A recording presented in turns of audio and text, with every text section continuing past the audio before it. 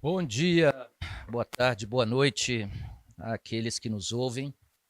Eu tenho a enorme satisfação nessa oportunidade, um pouquinho antes de começar um workshop sobre campos rupestres, geossistemas ferruginosos e a relação com a atividade de mineração de ferro, com foco na atividade aqui inserida no âmbito do quadrilátero ferrífero, mas não necessariamente nela, e os nossos convidados vão nos explicar daqui a pouquinho o que exatamente são esses tais campos rupestres e que tipo de endemismo, que tipo de caracterização edáfica ou sociológica eles representam. Então, é uma satisfação muito grande.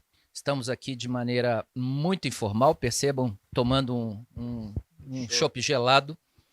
E estamos aqui com o professor Carlos Schaefer, que é referência nacional, eu diria até, talvez ele não aceite, internacional no tema, em qualidade de solos. O professor Schaefer sempre foi professor PhD, pós-doutor, engenheiro agrônomo mesmo,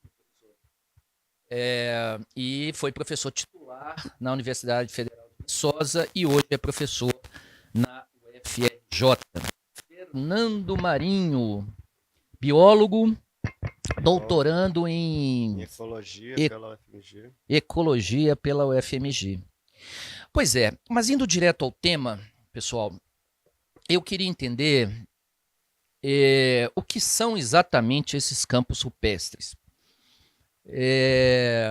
Eu acho que há uma confusão de maneira geral na cabeça das pessoas, mas há uma deturpação conceitual em torno disso tudo.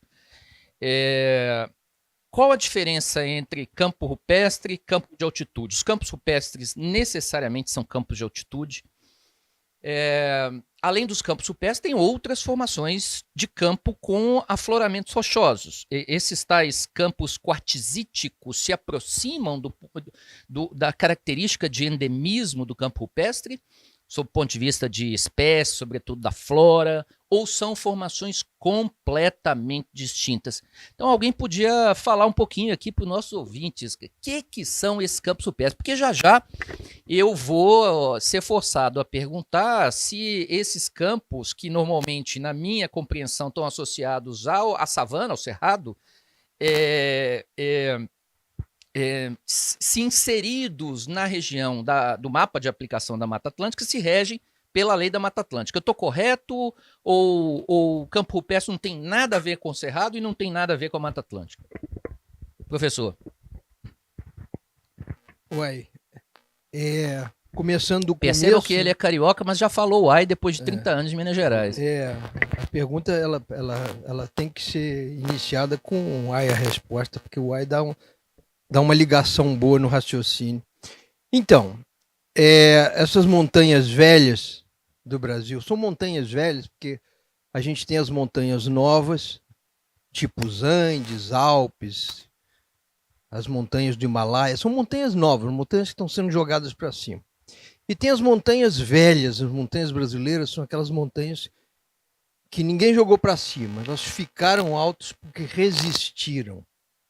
Isso é interessante, porque aí desenvolveu uma vegetação por muito tempo, que foi se adaptando a essas montanhas que resistiram, essas rochas muito resistentes.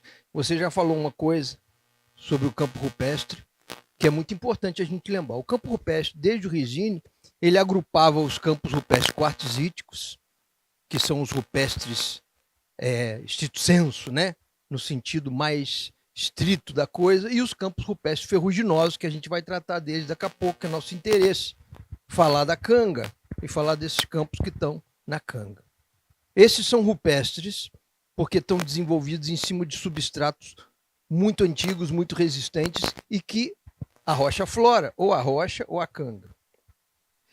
Mas é rupestre também se você tiver um granito, um gneiss, uma rocha qualquer. Só que lá atrás, os antigos acharam por bem separar, por razões florísticas e por razões também fisionômicas, essas coisas graníticas do gneiss que estavam na fachada costeira, dentro da Mata Atlântica, de campo de altitude.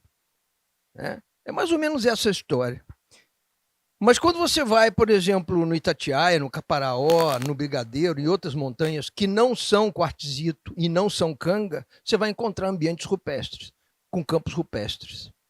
E com afinidade florística vinculada, inclusive, com esses campos rupestres que você falou, os quartzíticos e até os ferruginosos, mais que os quartzíticos.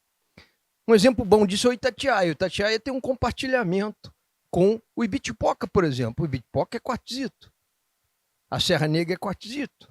E o Itatiaia não é, são cianitos. São rochas ígneas, parecidas com granito. Então, é uma confusão, mas ela foi convencionalmente separada dessa maneira.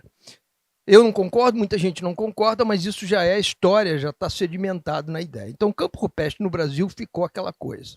O campo rupestre é aquilo que está no limite da Mata Atlântica com o Cerrado, nos alinhamentos principais que pegam lá, desde a Chapada Diamantina na Bahia, até o Espinhaço Meridional aqui. Então, limita o bioma Cerrado a oeste com o bioma Mata Atlântica a leste. Então, é um ecótono. Mas não é só um ecótono. Eu vou deixar o Fernando falar sobre isso.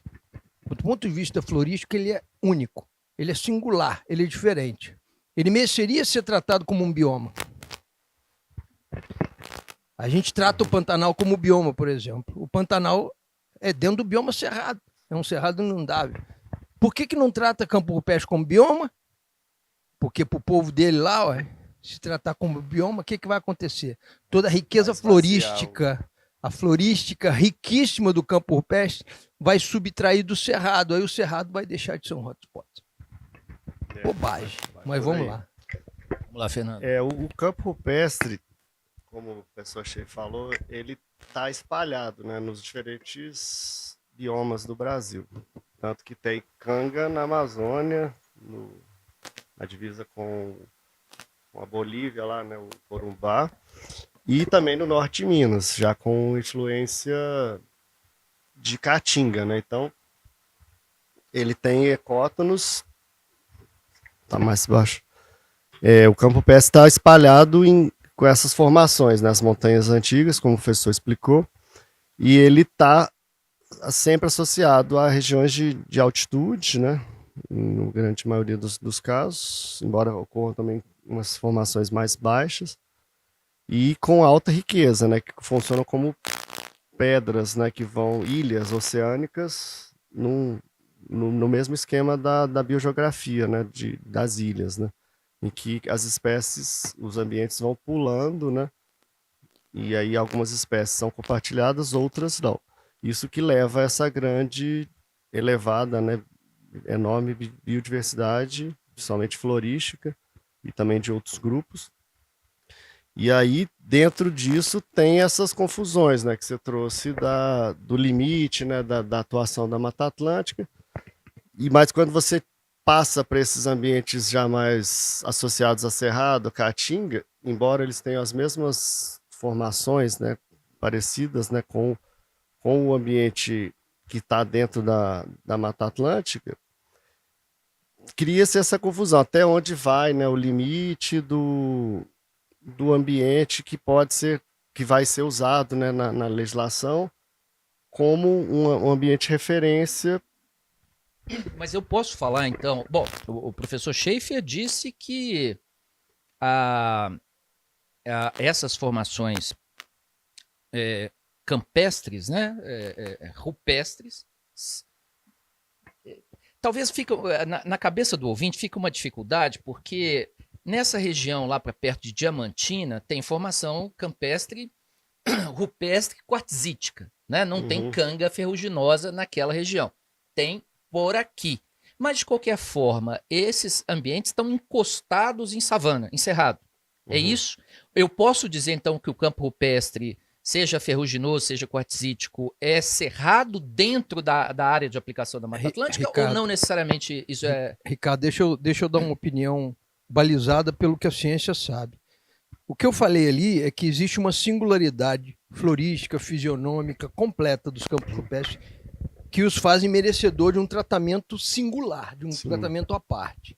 Isso não existe. Então, hoje, no arcabouço legal, Ele está dentro do Cerrado, ele pode estar dentro da Amazônia, ele pode estar dentro da Mata Atlântica, ele vai estar submetido a um enquadramento jurídico que não lhe serve.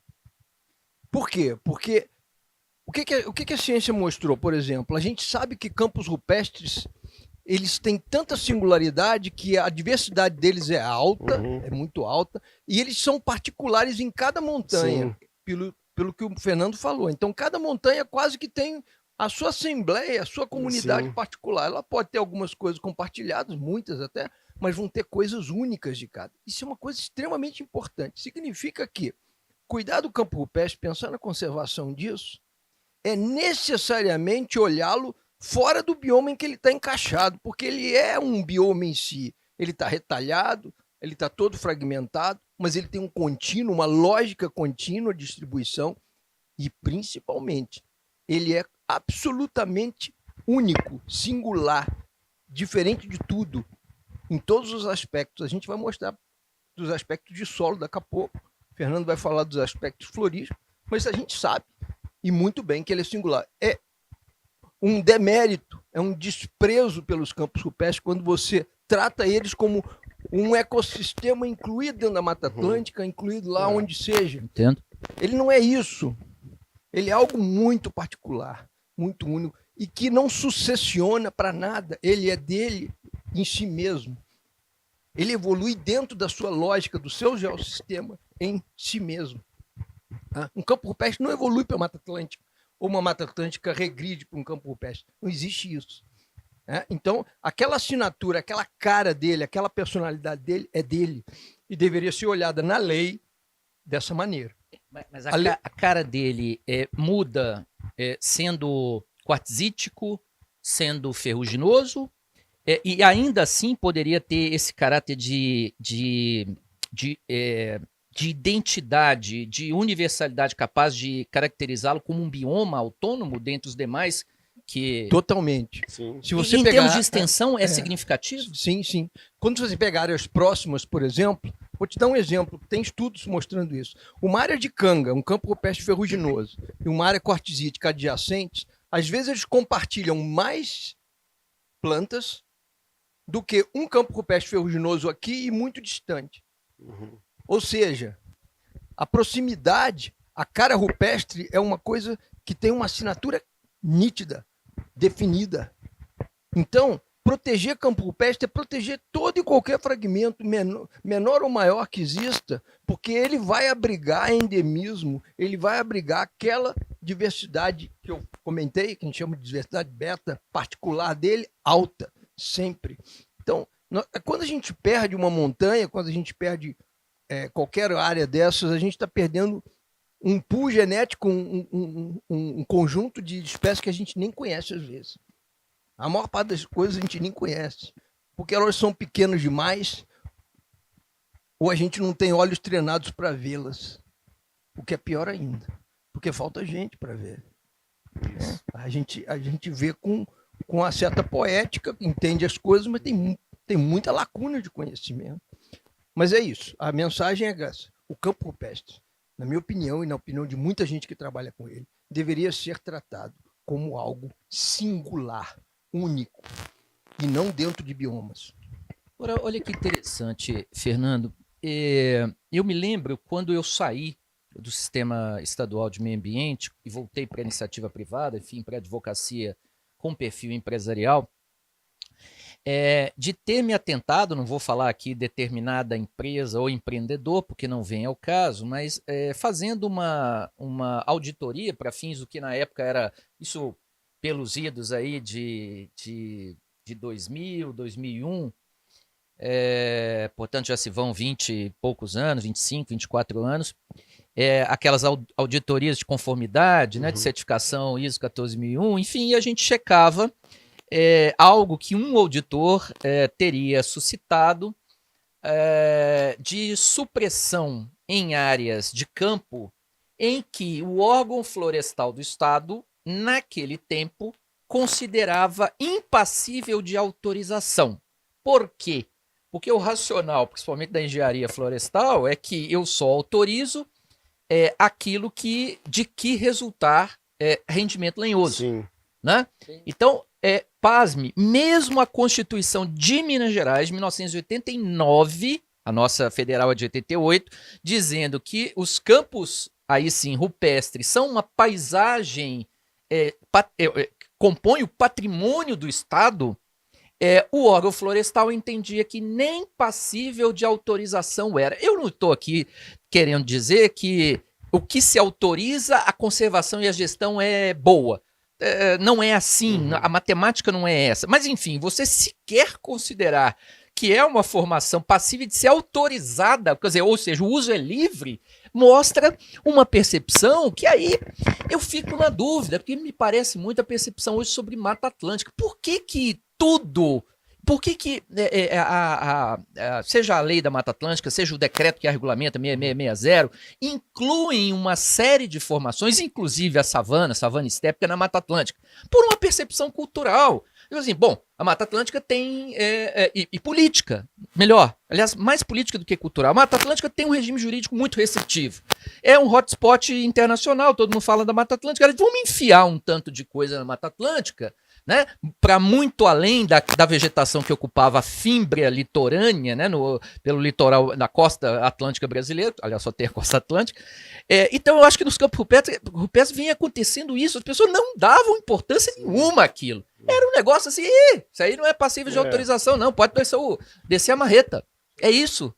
Por que isso, Fernando? Por que essa percepção campoestre não tem relevância? Que até hoje isso ainda acontece, por exemplo, licenciamentos em que se considera a floresta com o volume lenhoso e o campo rupestre com aquele volume baixo, e que o órgão, o licenciador, muitas vezes contabiliza baixo volume lenhoso e ali autoriza supressões e ignora as outras, os estratos, né, onde estão a diversidade, né, as espécies endêmicas.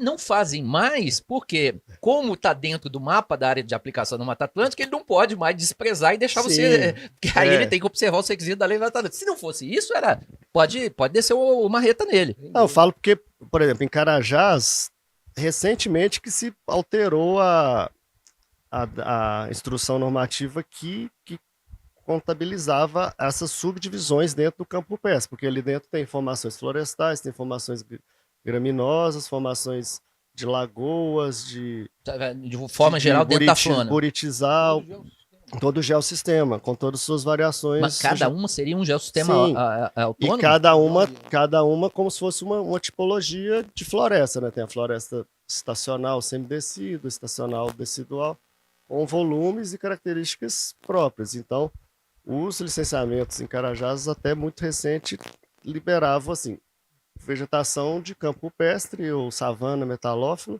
como se fosse uma coisa única.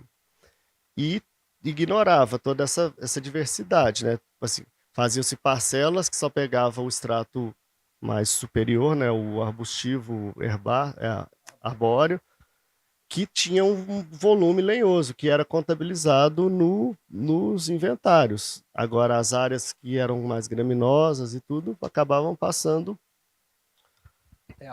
A lógica da conservação, ela seguiu uma lógica silvicultural. Exatamente. Esse foi o problema. Exatamente. E esse é um problema humano. Nada contra o engenheiro florestal, mas é típica. O foco é o rendimento, a desdobra da lenha, total. Volumetria, MDC volumetria, e volume de carvão. Biomassa, volumetria. Exato. Mas o que acontece? Isso é um problema humano. O homem tem uma percepção míope das coisas pequenas, das coisas menores. É muito mais fácil você fazer uma ONG para proteger ursos, pandas, elefantes, zebras, baleia, do que proteger gambá. Né? Dessa maneira, por exemplo, a Austrália, ela perdeu mais de 500 espécies de marsupiais pequenos, porque as pessoas nem viram eles, nem conheceram eles. E teve criação de parque para proteger o canguru gigante. Só sobrou um ou dois, os grandes, os maiores. Isso é uma coisa humana. A gente tem um preconceito no tamanho. Então, essas vegetações, é triste dizer isso, né? Essas vegetações savânicas, essas vegetações abertas, que abrigam uma riqueza fabulosa e que são, veja, isso é uma coisa importante estratégica, elas abrigam um banco genético poderosíssimo, porque nenhuma outra vegetação vai ter os filtros ambientais, fogo, temperatura, pobreza química, falta de água, como essas vegetações possuem. Então, você imagina, na era da engenharia genética, você está perdendo esse recurso genético, é a maior estupidez.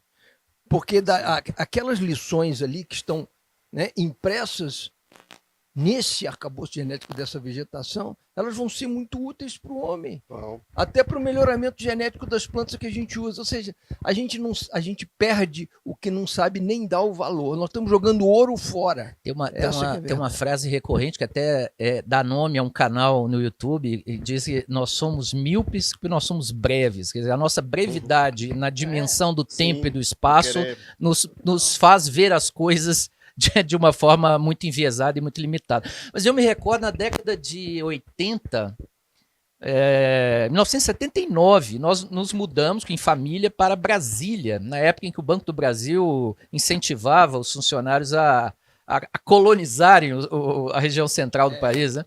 Mas meu pai, a fronteira, meu pai falava isso, mas assim, o Cerrado era visto como alguma coisa... Não vale nada. Valor, né? Não vale nada. E é visto Nem sob o ponto de vista da fronteira agrícola. A Embrapa, que teve um papel fundamental de correção de solo e de tornar aquilo uma máquina de produção agrícola. Mas era visto como um problema. Do ponto de vista ambiental, não havia nenhuma preocupação, mas menos até do aspecto produtivo. O Cerrado era um negócio de árvore torta, feio esteticamente, né? É interessante isso. Pois é. Não foi nada mais bonito que um campo rupestre e um cerrado. Flores, frutos e alimentos que vêm do cerrado são fantásticos. Como ele muda, né, ao longo do ano. Depende muito da educação, porque as pessoas desconhecem essa coisa, esse poder, né? Esse acervo, esse ativo que é a vegetação. Se as pessoas conhecessem, se as crianças fossem informadas, elas iam começar a ver uma imensa beleza nisso. Eu não conheço vegetação, sinceramente, mais bonita do que a vegetação rupestre.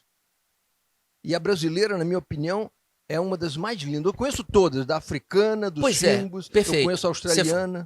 Eu ia te perguntar exatamente. Existem formações semelhantes com endemismo equivalente na África e na Austrália? Altíssimo endemismo. Tem uma província. Mas é semelhante? A África do Sul, ela trata o fimbus como uma província florística, é mais do que um bioma.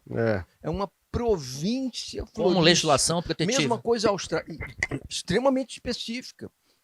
A flora sul-australiana de Margaret River, lá do sudoeste da Austrália, ela é extremamente endêmica e muito antiga. Ela é tratada com um nível de conservação elevadíssimo, né? E aqui no Brasil, nós temos a maior área de campo rupestre do mundo, do planeta, associado tanto com quartzito quanto com... É maior do que formações semelhantes até na Austrália? É menos de 2% da área brasileira, mas o país muita coisa. Eu mostro meu mapinha lá para você vai ver muita coisa. E a gente dá pouco valor, né? A gente vê aí coisas tristes do tipo autorização de loteamento de expansão de área urbana em área de campo rupestre. E agora com esses empreendimentos de eólico e tudo na Chapada Diamantina, as restingas, né, do Nordeste. Enfim. Agora, Fernando, existe alguma identidade, então? Bom, endemismo nós já entendemos que é característico às formações, mas existe uma identidade com o campo ferruginoso? Eu participei do evento que a Vale promoveu, um seminário internacional em Carajás, né? Sim. Onde o professor Schaefer foi palestrante, inclusive. E eu vi algumas experiências, quero explorar isso para a gente partir para a nossa etapa final, porque nós estamos aqui há minutos de um seminário, um workshop sobre o tema, né, de um evento. Nós vamos falar daqui a pouquinho sobre recuperação. Se é possível, qual a polêmica que existe em torno disso, se a ciência evoluiu significativamente em torno desse assunto. Mas, enfim, essa carapaça que se forma na camada mais superficial do solo, isso é característico do ferruginoso ou é equivalente, ou é comum a todos os campos rupestres? Há alguma característica especial do ferruginoso? Porque talvez seja o que a nossa população aqui mais perceba essa formação, porque é o entorno de Belo Horizonte, pelo menos na nossa cidade aqui. É totalmente diferente. Totalmente diferente?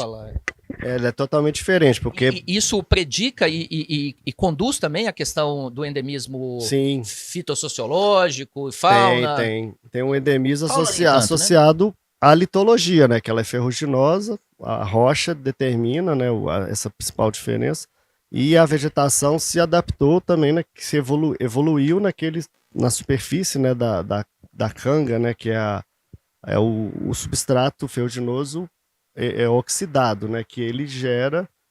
Aí o Schaefer, que é o especialista, né, Canga na parte laterítica. da laterítica, e ali vai se formando pequenas manchas de vegetação associadas também à disponibilidade de nutrientes, né? E nesse ambiente surgem espécies que são os endemismos edáficos, né? Eles são associados ao substrato. E até do ponto de vista biológico, botânico, se chamam de epífitas sobre rocha, né? A Nanusa, a professora da anatomia, falava que essas plantas elas simplesmente são escoradas sobre o substrato, que muitas O enraizamento não é profundo e não tem muita... não tem nem como, né? Assim, porque... tem fendas que aí cada grupo porque com suas rocha é mais dura, né? E essas espécies são adaptadas, têm adaptações, né, fisiológicas de resistência à dessecação, à época de germinação, suas sementes e de metabolismo, né, de controle de água, porque a água é um bem precioso, né, no campo rupestre, porque ele tem a estação chuvosa, que tem abundância, mas é um escoamento rápido dessa água, e o resto do ano é um agreste, né? E as cangas chegam a temperaturas altíssimas. Então, e isso cria uma particularidade desses ambientes. O endemismo na canga, se for pegar, por exemplo, o carajás aqui no quadrilátero, 3, 4% das espécies são exclusivas do ferro, mas as outras... Tem espécies associadas ao geossistema ferruginoso aqui que tem correspondência com carajás?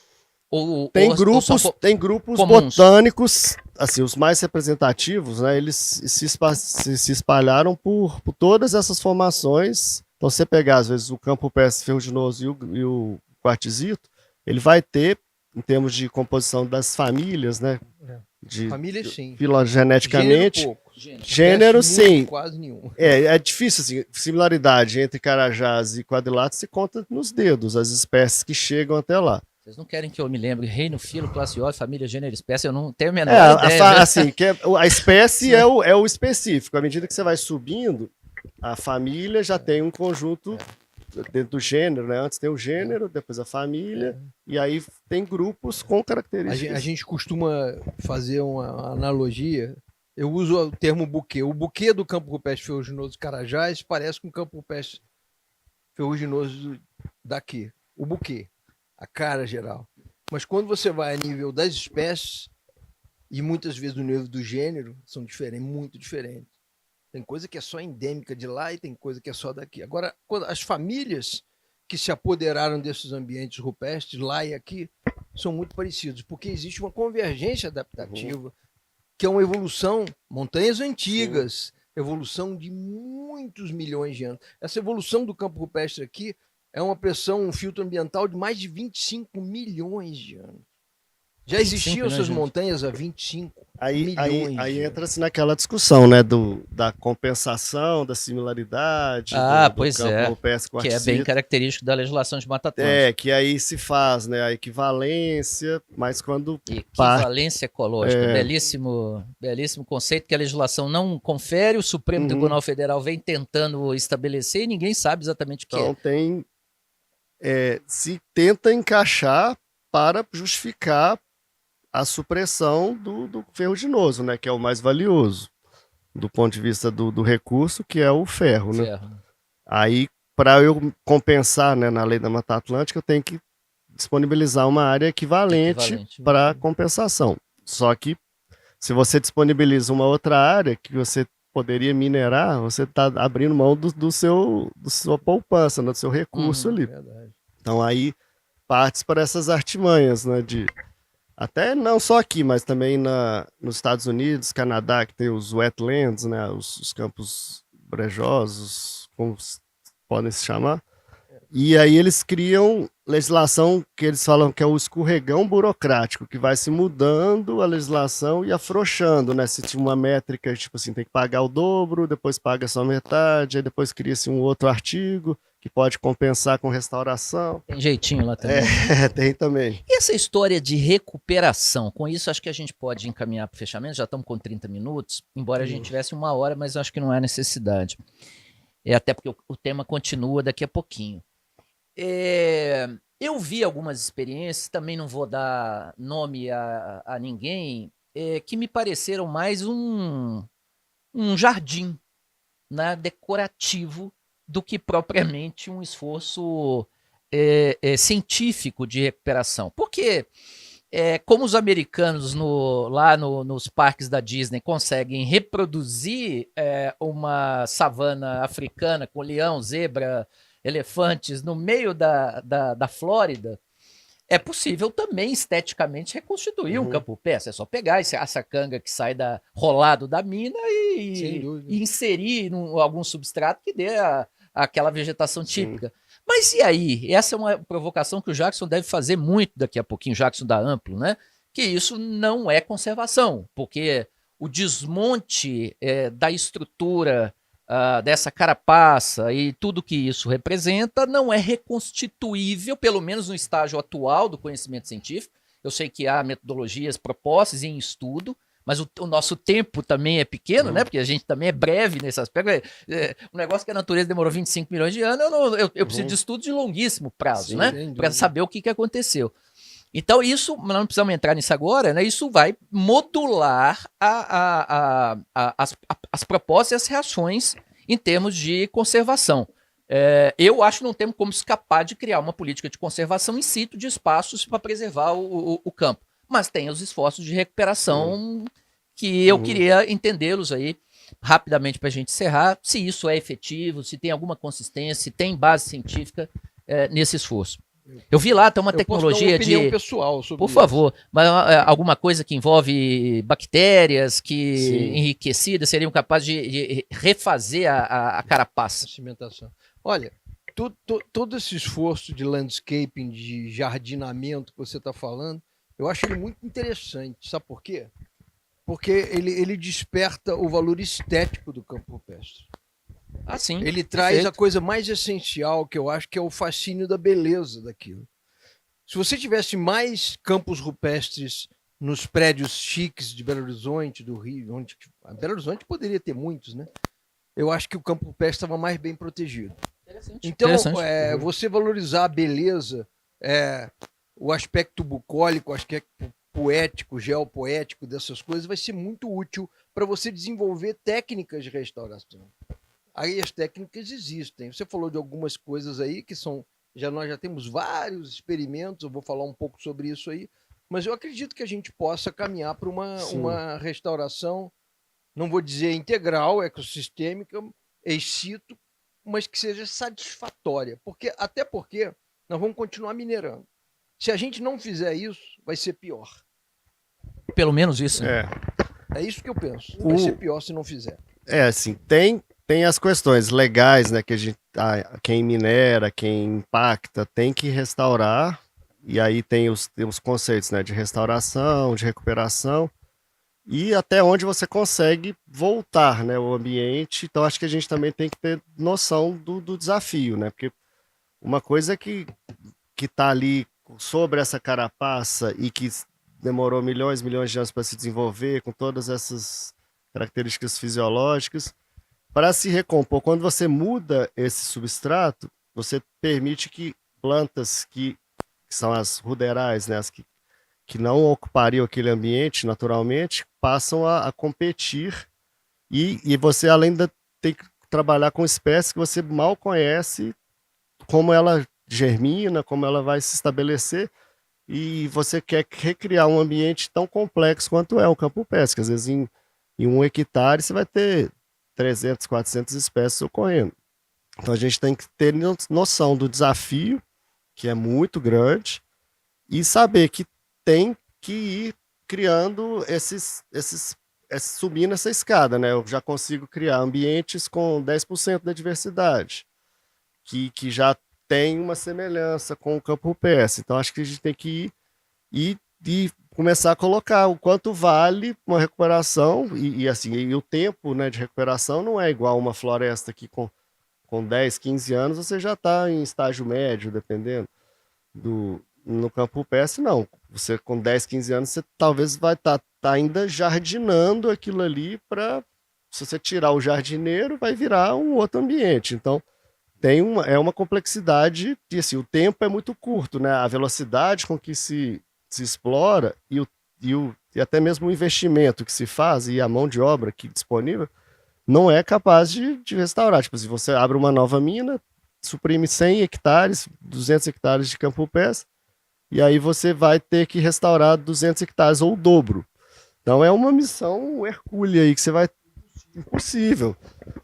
Muito bem.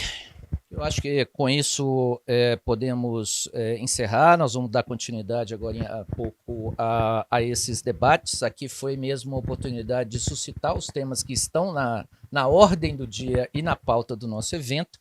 Então eu queria agradecer mais uma vez a presença do professor Carlos Schaefer, muito nos honra, veio hoje especialmente para esse evento, do Fernando Marinho, que não veio de lugar nenhum, veio aqui de Belo Horizonte mesmo, mas também abdicou aí de compromissos pessoais, sobretudo do tempo dedicado à academia e aos trabalhos da confecção da sua tese, para gravar esse depoimento aqui perante vocês. Muito obrigado. Obrigado.